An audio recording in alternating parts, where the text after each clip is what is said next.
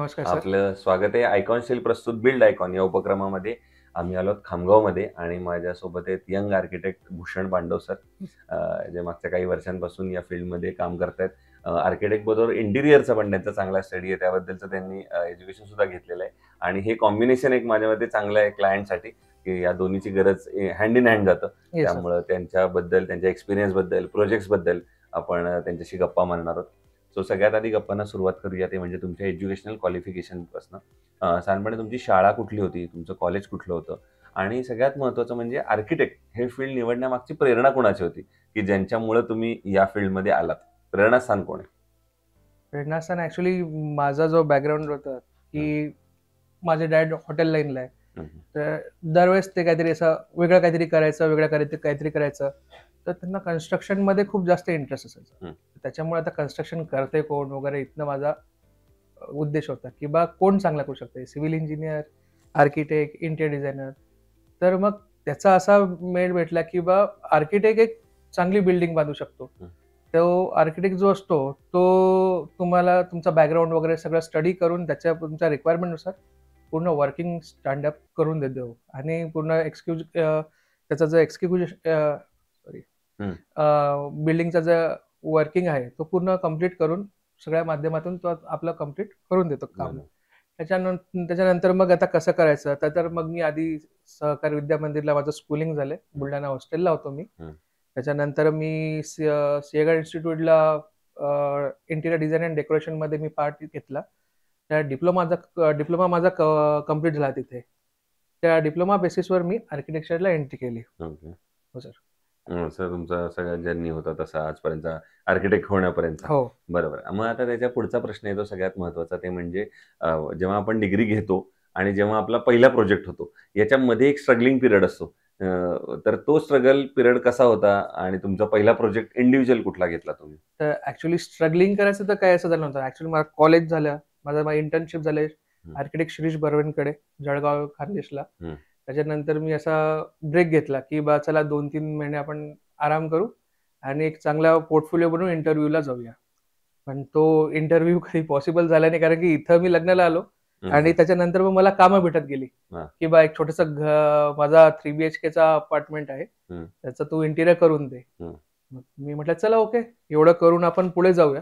पण तो पुढे जाता-जाता म्हणजे इथंच मला कामं भेटत गेली हां, त्याच्याबरोबर, की बा हे एवढं करून आपण पुढे हं, करू, हं, कोणाकडे प्रॅक्टिस करू. पण माझी सेल्फ प्रॅक्टिस करता-करता इथे माझं सेल्फ फर्म झालं हां. आणि माझं फॅमिलीज वगैरे सेटअप याच एरियामध्ये चालू आहे. बरोबर. तर माझा कन्सल्टन्सी जो आहे, तो आता मी वर्क बेस्ड ओन्ली कन्सल्टन्सी करतो. हं. नॉट की बा तुमचं विथ मटेरियल करेल, तुम्ही एवढा पैसा द्या, मग तसा करू. नाही, मला माझं प्रॅक्टिस करायचं आहे. तर त्याच्यानुसार माझा टाईम जो आहे, तो जास्त प्रॅक्टिसला गेला पाहिजे. बरोबर. तो पैसा कमवणं तो आहे. आपण प्रॅक्टिस करू, आपल्या प्रॅक्टिसवर पैसा येईल असा बरोबर. असा येस. माझा व्हेरी उद्देश आहे. Good, very good. पुढचा प्रश्न असा आहे, की आता तुम्ही आर्किटेक्टमध्ये आहात आणि जसं तुम्ही म्हटलात तसं कन्स्ट्रक्शनच्या सुरुवातीला सगळ्यात महत्त्वाचा आहे तो प्लॅन. कारण बरोबर. प्लॅनशिवाय तुम्ही पुढे जाऊ शकत नाही. तर ऑफ कोर्स. प्लॅन या स्टेजचं महत्त्व तुमच्या नजरेतून तुम्ही काय सांगाल आणि कसं वर्किंग करता तुम्ही प्लॅनवर?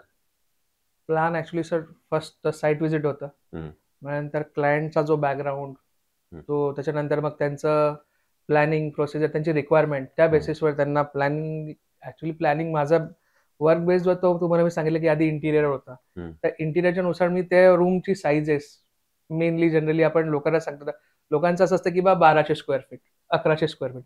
ॲक्चुअली 1100 स्क्वेअर फीट आहे काय? हं. हा मोठा मुद्दा असतो की काय मला काय? 1200च करायचं आहे. अरे म्हटलं तो 1200 कसा? तर मग काय 1200ला खर्च एवढा लागतो. हां, हां.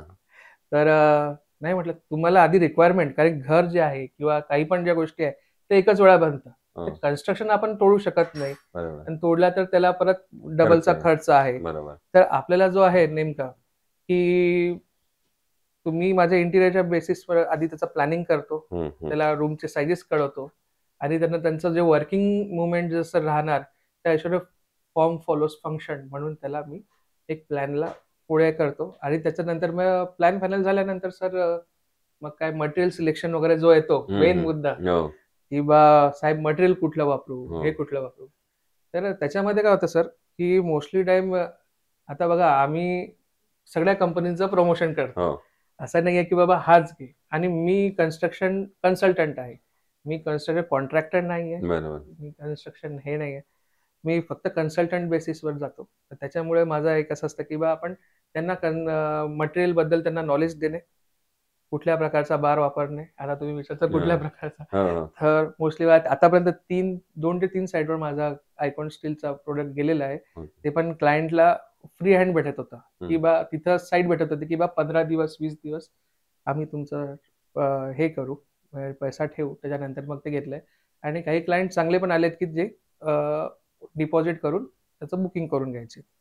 त्यानंतर सर कामाला मग कसं सुरुवात सुरुवात झाली. व्हायची. बरोबर आहे. पुढचा प्रश्न येतो, की आता तुम्ही इंटिरियर आणि आर्किटेक्ट असं दोन्ही कॉम्बिनेशनमध्ये काम करताय. तर आता तुम्हाला टेक्नॉलॉजीची मदत फार मोठी होत असेल या ह्याच्यामध्ये.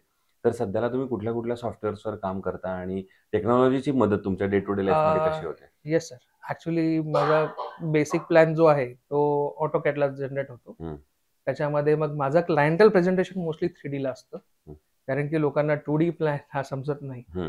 हा कन्सेप्टच म्हणजे कसा आहे, की घेतला प्लॅन आणि निघून गेलो, हा विषय नाही होत.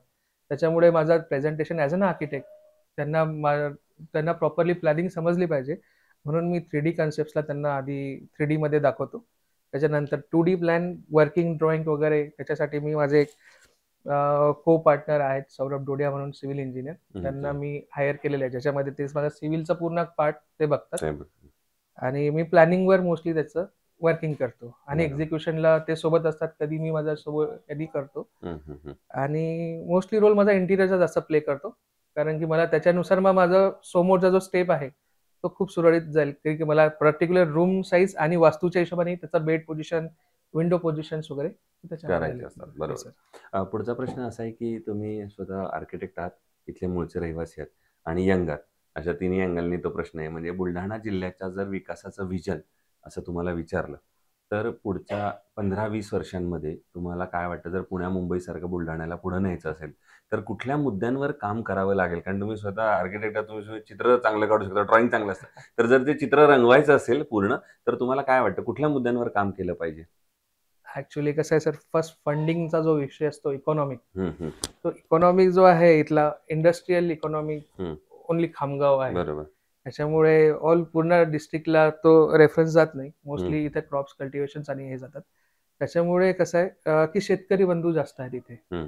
तर त्याच्यामुळे कसं आहे कोल्ड स्टोरेज फार्मिंग जसं एक मोस्ट आहे किंवा त्यांचं क्रॉप्स जे आहे ते जास्त टाईम थांबलं पाहिजे. त्याच्यानंतर मग त्यांना लागणाऱ्या सुविधा हं. वगैरे ह्या सगळ्या. कारण की आपण प्रमोट फक्त बिझनेसमॅनला प्रमोट न करता कृषींना पण प्रमोट कराल तर एक बेस्ट महत्वाचं असं होऊ आहे. शकतं. बरोबर आहे. कारण की कसं प्रत्येक स्टेट जो आहे, तो प्रत्येक स्टेट किंवा प्रत्येक गाव तुम्हाला फक्त इंडस्ट्रीज आणि ह्या सगळ्या प्रमोट न करता एक शेतकऱ्यांना काय लागतात, नंतर मग आता मी आर्किटेक्चर आहे, पण मी तुम्हाला थोडंसं सिव्हिल वर्कमध्ये कारण की तिथं कसं आहे, की बांधा, पाणी हे सगळ्या गोष्टीचं वर्क येते. कारण की जोपर्यंत त्यांना पाणी भेटत नाही, तोपर्यंत त्यांच्या बेसिक्स नीड्स कंप्लीट होणार नाहीत. आणि त्याच्यानंतर मग कसं एक सोशल कम्युनिकेशन म्हणजे अॅम्फी थिएटर वगैरे. आता दरवेळेस नाही की इन्फ्रास्ट्रक्चर इज अ मस्ट. हं. तर त्या कम्युनिकेशन जिथं व्हायला पाहिजे किंवा लोकांना कम्युनिकेशनचा जो एक मोठा फंड आहे, इथं कम्युनिकेशन स्किल्स कमी आहेत. म्हणजे आहेत पण त्या कसं कट्ट्यावरच्या. पण जसं कट्टा इज लोकलमध्ये जसं पुण्यामध्ये असं अॅम्फी आहे हं. किंवा एंटरटेनमेंट झोन आहेत.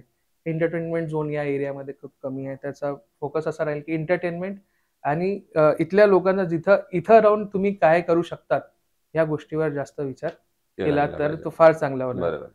पण अशा वेळेला मग ह्या तुमच्या व्हिजनमध्ये गव्हर्नमेंट कसं सपोर्ट करू शकतं किंवा गव्हर्नमेंटनं काय पावलं उचलली पाहिजेत, असं तुम्हाला वाटतं, जर या हां, 2-3 फॅसिलिटी इथं आणायच्या ॲक्चुअली असतील तर? हां, गव्हर्नमेंटने ॲक्चुअली ते मला मागच्या वेळेस एम-आय-डी-सी मधनं कॉल पण आलेला होता, की तुम्ही लोकांना जागृत करा एम-आय-डी-सीमध्ये थोडासा इंटरेस्ट कसा वाढू शकणार, हं. याच्यावर एक जोर होता. पण आता कसं आहे, की मी तुम्हाला मागेच बोललो, की जसं इथला जो आहे मेन मुद्दा क्रॉप्सवर आहे.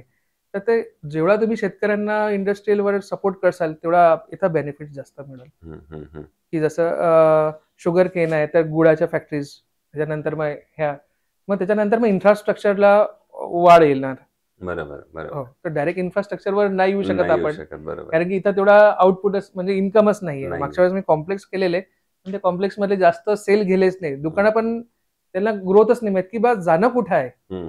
आणि येऊन शेवटी तो माणूस शेतीच करतो, दुसरा काहीच नाही. बरोबर आहे. दुसराच विचारायचं, आतापर्यंत काम केलेल्या प्रोजेक्ट्स मध्ये एखादा आयकॉनिक प्रोजेक्ट सांगता येईल का तुमचा, की जो काहीतरी वेगळा होता, नवीन होता, युनिक होता आणि काहीतरी तो करताना आनंद मिळाला किंवा समाधान मिळालं काहीतरी वेगळं केल्याचा? हो सर. जेव्हा कन्स्ट्रक्शन येतं ना सर, तेव्हा मटेरियल चॅलेंजेस एक्सेप्ट करणं. प्रत्येक वेळेस काही लोकं कसं आहे, की यांनी जसं घर केलं तसंच मला घर हवं. म्हणजे यांनी कलर केला का, ह्याच कंपनीचा कलर मला हवा, ह्याच कंपनीचा इथं. पण एक प्रोजेक्ट आहे जिथे मला असा क्लायंटने फुल चॅलेंज दिला होता, की भाई तुम्ही तुमच्या प्रकारे पूर्ण आर्किटेक्चर जसा असतो, की एक्सपोज मटेरियल जिथं यूज केलं जातं.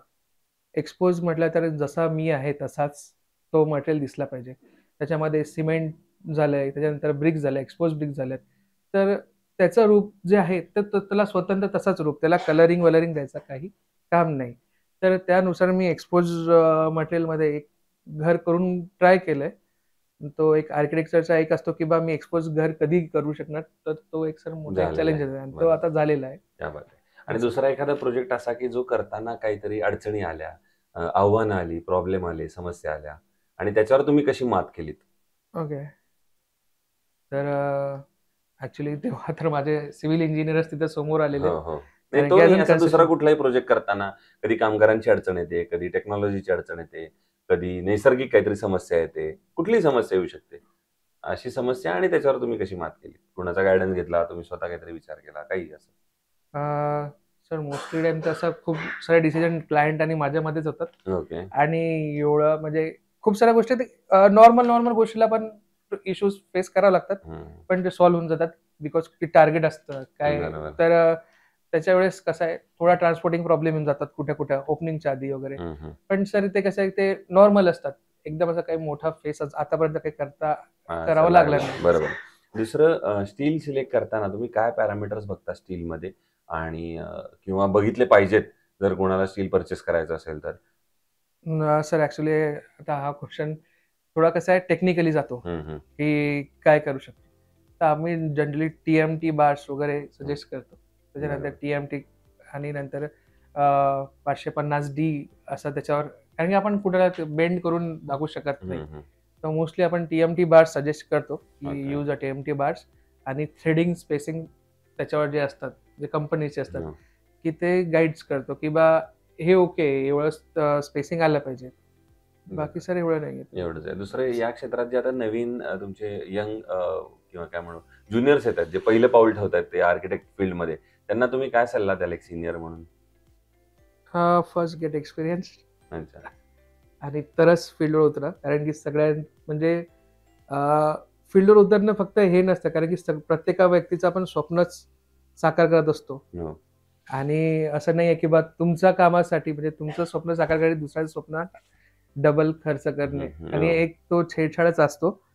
तर first you get experience and then come to the field. या बात. सो हे होते आर्किटेक्ट भूषण पांडवजी आणि त्यांनी खूप चांगल्या रीतीने आपल्या सगळ्या प्रश्नांची उत्तरं दिली आणि भविष्यात सुद्धा असेच आयकॉनिक प्रोजेक्ट तुमच्या हातून घडावेत थँक्यू सर. याच माझ्याकडून आणि आयकॉन स्टील दोघांकडून मनपूर्वक शुभेच्छा. Thank you so much. Thank you very much.